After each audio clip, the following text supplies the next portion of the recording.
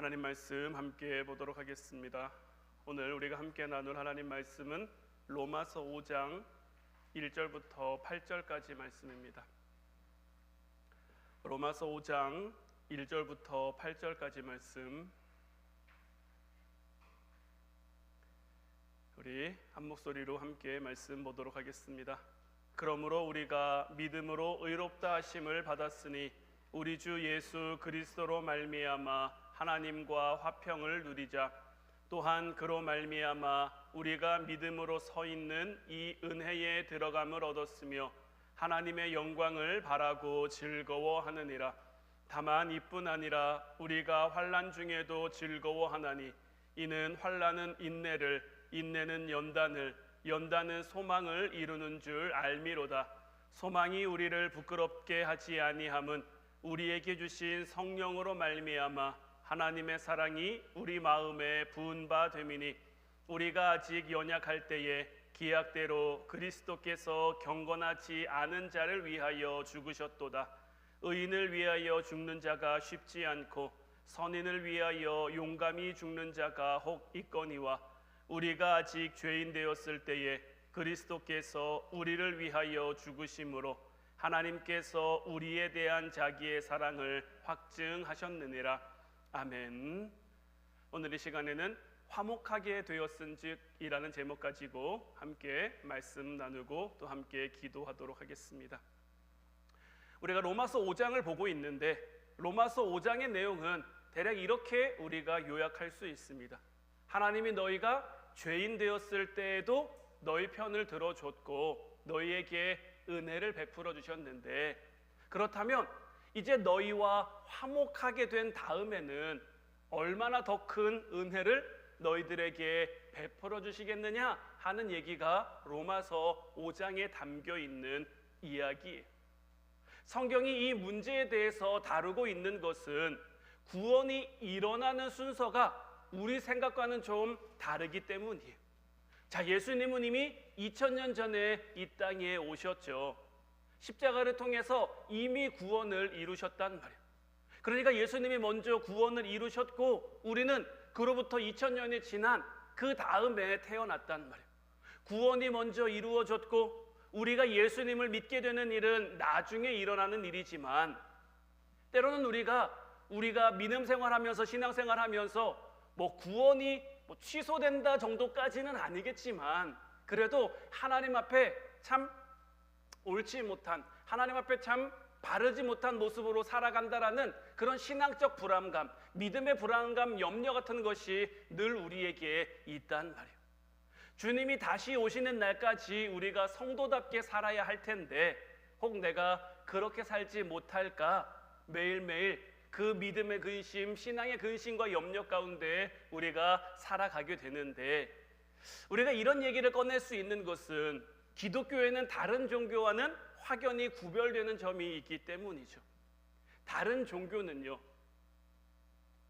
사람이 얼마나 하나님 앞에 열심히, 하나님이 다른 신에게 얼마나 열심히 비느냐, 물을 떠놓고 빌든지 나무에 가서 빌든지 다른 우상에 가서 빌든지 얼마나 열심히, 우리나라는 정성을 들여야 된다라고 표현을 많이 하죠. 얼마나 정성을 많이 들였느냐에 따라서 들어줄 수도 있고 안 들어줄 수도 있고, 그러니까 들어주고 안 들어주고에 대한 조건은 뭡니까? 내가 정성을 얼마나 많이 들였느냐, 이렇게 믿고 있죠.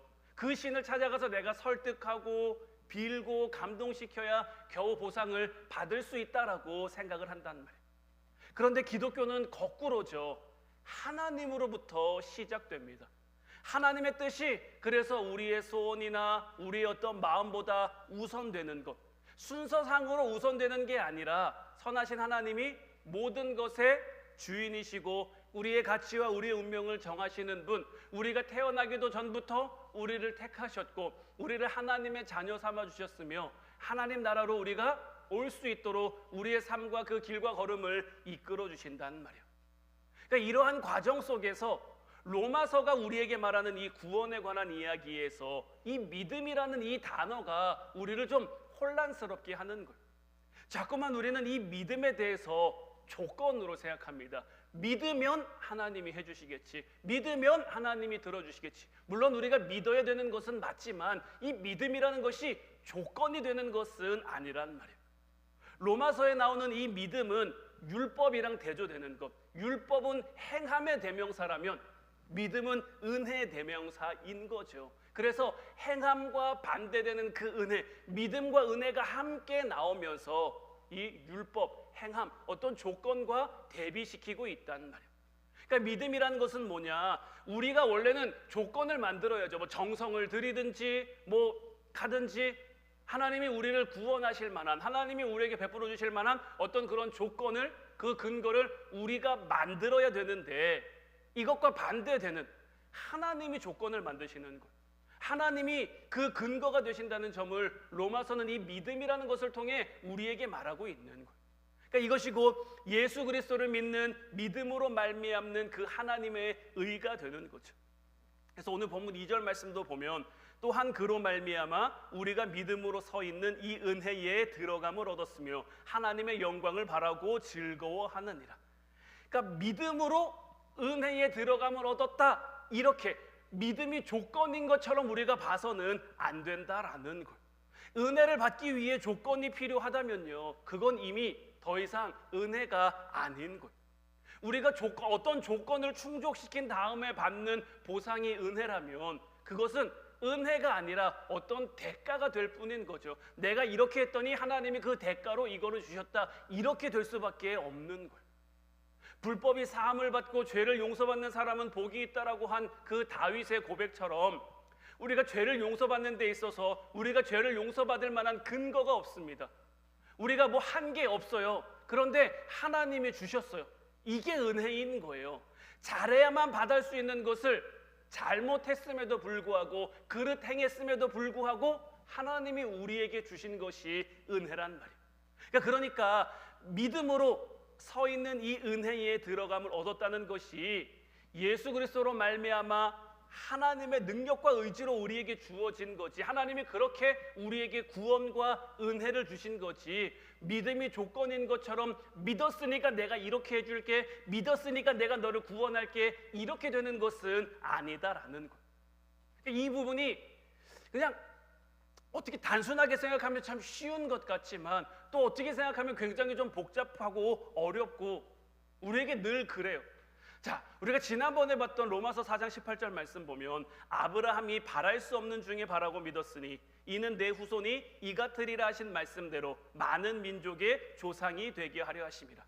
지난번에도 이 말씀을 우리가 함께 나눌 때 말씀드렸습니다마는 아브라함이 믿음의 조상이 된 것이 하나님이 그의 믿음에 대한 어떤 보상으로 네가 이런 믿음을 나에게 보였으니까 너 믿음의 조상해, 이렇게 하신 것이 아니죠. 내가 너를 네가 이런 믿음을 내게 보였으니까 내가 너를 여러 민족의 아버지로 만들게, 하나님이 이렇게 하신 게 아니다라는 것. 아브라함이 바랄 수 없고 아브라함이 자식을 낳을 수 없음에도 하나님을 믿는 믿음이 흔들리지 않아. 그렇게 된 게 아닌데 우리는 자꾸만 그렇게 생각하는 거예요. 믿음의 조상이라고 하면 그래야 될 것 같다라고 여기는 거예요. 근데요, 계속 말씀드리지만 믿음이 어떤 하나님이 우리에게 주시는 그 축복과 은혜의 근거가 된다면 우리 기독교는 망할 수밖에 없는 거예요. 왜냐하면 하나님이 그런 기독교로 만들지 않고 그런 기독교를 세우지 않았는데 우리가 그렇게 여겨버리고 우리가 그렇게 생각하면 하나님이 우리에게 주신 은혜가 더 이상 은혜가 아니게 되기 때문인 거예요. 자, 창세기 22장 15절부터 18절까지 말씀을 보면 여호와의 사자가 하늘에서부터 두 번째 아브라함을 불러 이르시되 여호와께서 이르시기를 내가 나를 가리켜 맹세하노니 내가 이같이 행하여 내 아들 내 독자도 아끼지 아니하였은즉 내가 내게 큰 복을 주고 내 씨가 크게 번성하여 하늘의 별과 같고 바닷가의 모래와 같게 하리니 내 씨가 그 대적의 성문을 차지하리라. 또 내 씨로 말미암아 천하 만민이 복을 받으리니 이는 내가 나의 말을 준행하였음이니라 하셨다 하니라. 자, 아브라함은 하나님께서 주신 이 약속을 이삭으로 말미암아 확인하게 되죠. 100세에 더 이상 자녀를 낳을 수 없는데 하나님이 이삭을 주셨단 말이에요. 그러니까 지금까지 내가 너를 여러 민족의 아버지가 되게 할게, 하나님이 약속하셨던 그 말을 하나님이 이렇게 이루어 가시는구나 라고 확인하게 됐단 말이에요. 지난번에도 말씀드렸습니다만 이삭은 누가 만든 자식입니까? 아브라함이 만들었습니까? 하나님이 만들었습니까? 하나님이 만든 자식인 거죠. 100살이 넘은 아브라함도 다른 건 잘 몰라도 이건 알고 있었단 말이에요. 이미 사라의 태가 끊어졌어요. 더 이상 자녀를 낳을 수 있는 몸이 아니에요. 그런데 하나님께서 사라의 태를 통해 이삭을 낳게 하셨지 않아요? 그렇게 100세에 이삭을 얻었는데 하나님이 그렇게 어떻게 보면 힘들게 얻은, 그렇게 귀하게 얻은 이삭을 나에게 바쳐라라고 명하셨단 말이에요. 이렇게 명하신 것은 다시 한번 하나님의 약속을 아브라함에게도 확인시켜주고 우리에게도 확인시켜 주시기 위함인 거예요. 자, 하나님의 일을 하시고자 할 때, 자, 내 후손이 하늘의 별과 같고 내 후손이 바다의 모래와 같이 많아질 거다. 꼭 이삭이어야 될까요? 이삭이 아니면 하나님이 못 하실까요?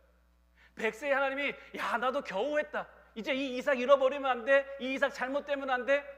우리 하나님 그렇게 일하실까요? 지금 하나님이 아브라함에게 이삭을 바치라 이렇게 말씀하신 것은 지금 100세의 하나님이 주셨기 때문에 내가 만든 자식인 것 아닌 건 알지만, 하나님이 주셨다는 건 알지만 자칫 잘못하면 이삭이 우상이 될 수도 있는 거, 하나님보다 더 귀한 것이 될 수도 있는 거. 왜냐하면 그만큼 귀하게 얻은 아들이니까요. 근데 다시 한번 하나님께서는 아브라함에게 여기서 명확하게 알려주시는 거예요. 이삭이 아니면 안 될 것 같아? 이삭이 아니면 못할 것 같아? 하늘의 별과 같은 너의 자손, 바다의 모래와 같은 너의 자손, 이삭이 아니어도 얼마든지 할 수 있어. 그리고 이것을 이제 아브라함에게 확인시켜 주는 것, 이게 바로 하나님이 이삭을 나에게 바쳐라 말씀하신 그 일이 되는 거예요. 하나님은 이삭이 아니어도 네가 지금 100살이지만 100살이 아니라 뭐 200살이 되고 300살이 돼도 네가 자녀를 낳을 수 없을 때도 얼마든지 내가 하고자 하면, 내가 정하면, 내가 뜻하면 그 일을 이룰 수 있는 하나님인데, 그러니 너는 두려워하지 말고 염려하지 말고 이삭이 너의 전부라고 생각하지 말고 이삭을 드리라는 거예요. 그래도 내가 너에게 약속한 것이 다 이루어지게 할 거다라는 거고, 아브라함이 바랄 수 없는 중에 바랬다? 자식이 없는 아브라함에게 하나님께서 내 자손이 하늘의 별과 같으리라고 하셨고 이삭을 낳자 그를 잡으라고 하셨는데, 이 가운데 아브라함의 마음은 어땠을까요? 아브라함이 어떻게 믿었을까요? 아브라함이 앞으로 어떤 일이 벌어질지, 내가 이삭을 드리려고 하면, 내가 이삭을 잡으려고 하면 하나님이 나를 급히 말리시면서 숯불에 걸려있는 그 순양을 보게 하실 거야. 아브라함이 이걸 알고 있었을까요? 아브라함은 이런 일들이 일어날 거라는 것을 다 알지 못했을 겁니다. 이런 아브라함에게 무슨 대책이 있었겠습니까?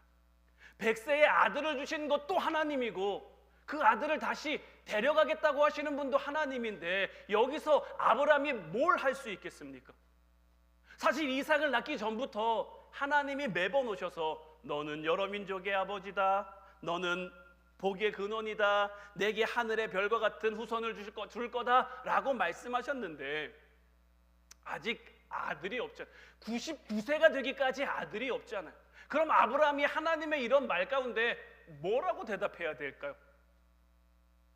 감사합니다, 이런 대답이 나올까요? 아니면 하나님 정말 될까요? 하나님 이게 가능할까요? 이게 말이 되나요? 이런 대답이 나올까요?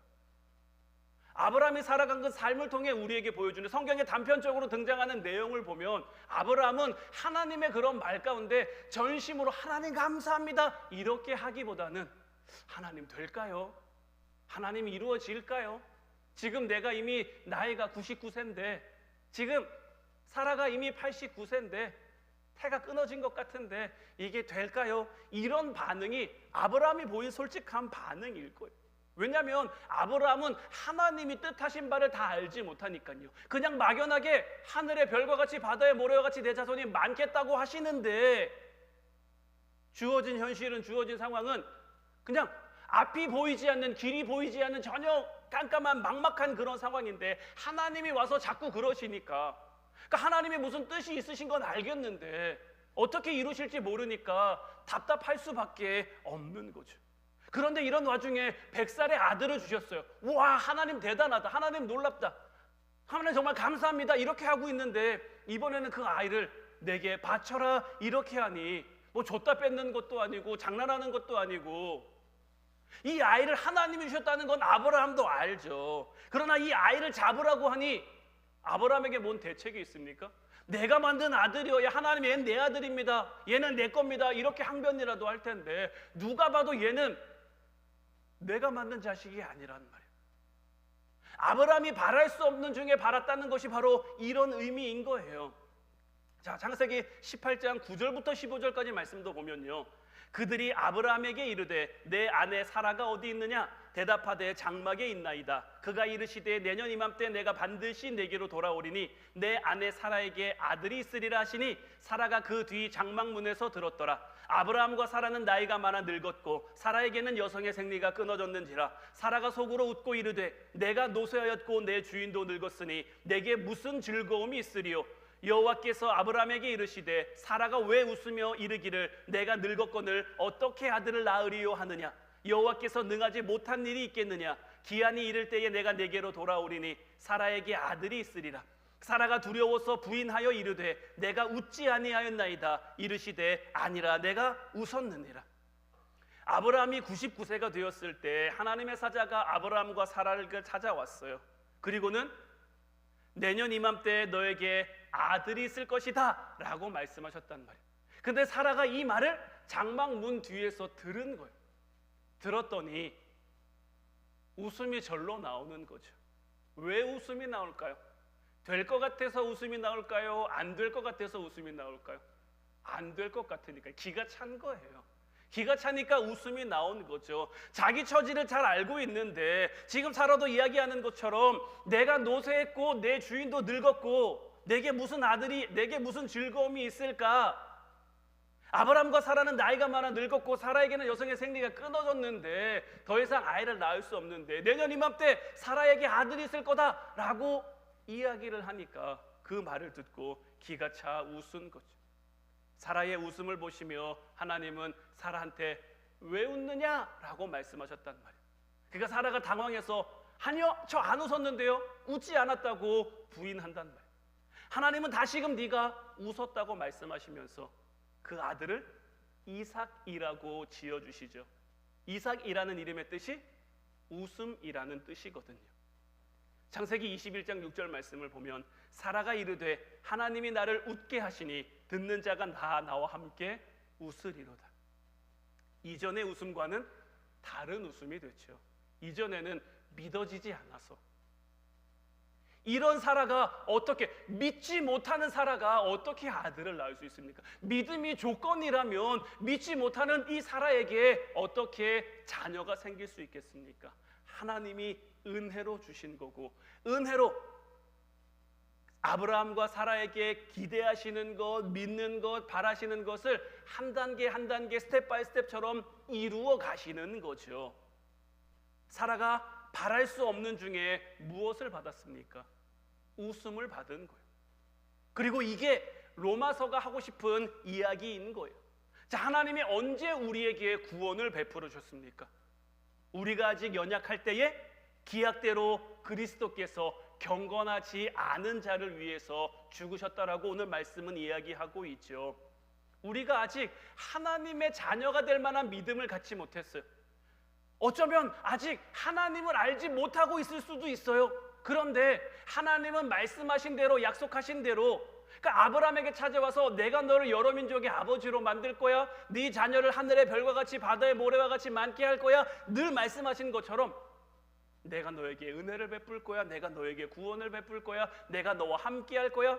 우리가 아직 연약한데, 우리가 아직 부족한데 하나님께서는 계속해서 우리에게 찾아와 이렇게 말씀하시고, 끝내 이 말씀을 이루어 가시는 거죠. 이 말씀을 이루시기 위해 어떻게까지 하셨습니까? 그리스도께서 경건하지 않은, 하나님 앞에 바르지 않은 우리를 위해 십자가를 지고 죽기까지 하신 거죠. 예수님이 언제 죽으셨습니까? 우리가 예수님을 알지 못할 때, 우리가 예수님과 어긋나 있을 때, 우리가 하나님과 화목하지 못할 때 예수님이 죽으셨단 말이에요. 시간 순서가 그렇게 되는 거죠. 오늘 본문 7절 8절 말씀도 보면 의인을 위하여 죽는 자가 쉽지 않고 선인을 위하여 용감히 죽는 자가 혹 있거니와 우리가 아직 죄인 되었을 때에 그리스도께서 우리를 위하여 죽으심으로 하나님께서 우리에 대한 자기의 사랑을 확증하셨느니라 라고 얘기하고 있는데, 여기서 말하는 사랑은 뭘까요? 원래 사랑이라고 하는 것은요, 사랑을 베푸는 사람한테 베푸는 이유와 원인이 있는 거예요. 사랑을 받는 자는 그냥 주는 사랑을 받는 겁니다. 사랑을 받는 자에게 이유와 원인이 있어야 되는 것이 아니라, 사랑을 하는 사람이 내가 사랑하는 이유도 있고 원인도 있고 근거도 있는 거예요. 하나님이 우리를 사랑하시는 것도 마찬가지입니다. 우리는 하나님이 우리를 왜 사랑하시는지 몰라요. 하나님이 우리를 왜 사랑하시는지 알지 못했어요. 그래서 우리가 그를 거역했어요. 반대편으로 갔어요. 죄를 지었어요. 그런데 하나님이 우리에게 사랑을 베풀어 주셔서 우리와 화해하신 거예요. 우리와 화목하게 하신 거예요. 죄와 사망에서 우리를 꺼내시고 하나님을 외면한 우리를 하나님 품에 안아주신 거예요. 오늘 본문 1절 말씀을 보면, 그러므로 우리가 믿음으로 의롭다 하심을 받았으니 우리 주 예수 그리스도로 말미암아 하나님과 화평을 누리자. 자, 여기서 그러므로는 어떤 의미의 그러므로일까요? 밑에 로마서 4장 23절부터 25절까지 말씀도 함께 해놨는데, 자, 그에게 의로 여겨졌다 기록된 것은 아브라함만 위한 것이 아니요 의로 여기심을 받을 우리도 위함이니 곧 예수 우리 주를 죽은 자 가운데서 살리신 이를 믿는 자니라. 예수는 우리가 범죄한 것 때문에 내줌이 되고 또한 우리를 의롭다 하시기 위하여 살아나셨느니라. 자, 예수님이 오셨어요. 우리를 위해 죽으셨고 부활하셨어요. 이런 일이 이미 일어나서 완료된 후에, 다 이루어진 후에 지금 5장 1절 말씀에 그러므로 라고 얘기하고 있단 말이에요. 제가 로마서 3장 21절을 여러분들에게 참 강조하면서 말씀드렸죠. 그러나 이제는, 여기서 나온 위대한 반전으로 비롯된 그러므로가 되는 거예요. 모두가 하나님 앞에 의롭다고 얘기할 수 없는, 모두가 심판 가운데 떨어질 수밖에 없는 그런 자리에 있었는데, 아무도 하나님의 그 진노, 하나님의 심판에서 피할 수 없었는데, 그러나 이제는 이렇게 놀라운 반전이 시작됐죠. 그리고는 예수 그리스도를 믿음으로 말미암아 모든 믿는 자에게 미치는 하나님의 의가 그렇다는 것이 나타났고, 이런 일들이 우리가 아직 죄인 되었을 때에, 우리가 아직 연약할 때에, 우리가 아직 하나님과 화목하지 못할 때에 하나님이 먼저 그렇게 하셨다라는 것. 그분이 일하셨고 그 일함으로 만들어진 그 열매를 우리에게 베풀어 주신 것. 그러니까 우리가 늘 기억하며 살아야 될 것은 뭐냐? 하나님은 우리가 먼저 뭔가를 해야만 비로소 우리에게 반응하시는 그런 소극적인 하나님이 아니다라는 것. 다른 신들 믿는, 우상 믿는 사람들처럼 그들 앞에 가서 절하고 정성을 들이고, 엘리야 선지자가 바알과 아세라 그 850명과 대결할 때 보면 어떻습니까? 바알과 아세라 선지자는 어떻게 합니까? 하루 종일 자기들 신을 이름을 부릅니다. 근데 신의 이름을 그냥 부르는 게 아니죠. 아무리 불러도 대답 안 하니까 그 다음엔 어떻게 합니까? 칼로 몸에 상처를 내서 피를 내고 온갖 자기들이 할 수 있는 모든 노력과 모든 정성과, 왜요? 그래야만 들어줄 것 같으니까요. 그러나 우리 하나님은 그런 하나님이 아니다라는 거예요. 오늘 이 밤 우리가 같이 기도할 때 우리에게 이렇게 다가와 주신, 이렇게 찾아와 주신 그 하나님을 온전히 기대하며 나아가 기도할 수 있는 저와 여러분들 되시기를 주님의 이름으로 축원해 드립니다. 우리가 아직 부족하지만, 우리가 아직 연약하지만 하나님은 우리를 통해 아직 자녀가 없는 아브라함을 향해 여러 민족의 아버지, 믿음의 조상, 이렇게 불러주신 그 하나님, 그 하나님의 기대와 하나님의 믿음이 오늘 저와 여러분들을 향해서도 동일하게 이루어지고 펼쳐지고 있는 거예요. 하나님, 나는 아직 그렇지 않은데요. 믿어지지 않을 수 있어요. 하나님이 그렇게 하시겠다라는 그 하나님의 약속 가운데 차마 감사합니다라는 말보다는 기가 차는 웃음만 우리에게 나올 수 있어요. 사라의 그 웃음을 기쁨의 웃음으로, 감사의 웃음으로, 감격의 웃음으로 바꿔주신 그 하나님께서 저와 여러분들의 삶 가운데 동일하게 역사하실 줄로 믿습니다. 이제 우리가 하나님과 화목하게 되었으니, 우리가 하나님과 화목하기 전에도 하나님은 우리에게 갚을 수 없는 큰 은혜를 베풀어 주셨는데, 이제는 우리가 하나님과 화목하게 됐잖아요. 하나님 자녀로서의 삶을, 하나님 백성으로서의 삶을, 그리스도인 성도라는 그 삶을 우리가 살아가게 됐잖아요. 이런 우리에게 하나님이 무엇을 아끼시겠으며 무엇을 주시지 않으시겠습니까? 이 하나님에 대한 믿음을 가지고, 이 하나님을 온전히 붙잡음으로 오늘 믿음으로 기도하는 저와 여러분들 되시기를 바라요. 믿음으로 구하면 하나님이 들으시고 하나님이 이루시고 하나님이 역사하실 줄로 믿습니다. 이제 주님이 하나님과 우리를 화목하게 만들었다는 거 놓치지 않고, 신앙의 염려로 살아가는 것이 아니라, 믿음의 염려로 살아가는 것이 아니라, 우리의 삶 가운데 주어진 것들 때문에 될까 안 될까 될까 안 될까 전전긍긍하는 것이 아니라, 우리를 가장 좋은 길로, 우리를 가장 선한 길로 이끌어 가시는 그 하나님의 하나님 되심을 기대하며 우리에게 맡겨진 삶을 살아가는, 그렇게 승리하며 나아가는 저와 여러분들 될 수 있기를 주님의 이름으로 축원해 드립니다. 이제 우리 같이 찬양하고 기도하길 원하는데, 주님 주실 화평 이 찬송과 함께 고백했으면 좋겠어요. 주의 제단 앞에 산제사 드린 후에 주 내 마음을 주장하니, 우리가 주님 앞에 우리를 드리면 주님의 뜻을 따라 우리와 동행하시고 우리와 함께 하시어서 하나님 주신 은혜, 하나님 주신 축복, 하나님의 그 놀라우심과 기적과 하나님의 손길을 우리로 하여금 누리게 하시고 깨닫게 하시고, 그것을 통해 이 땅 가운데 하나님의 이름이 드러나도록, 하나님의 영광이 드러나도록 우리를 사용하실 줄로 믿습니다. 이 찬양 고백하면서 하나님, 오늘 이 밤 이제 우리가 그런 하나님의 도구, 하나님의 일꾼 되게 하옵소서 고백하고 같이 찬양하도록 하겠습니다.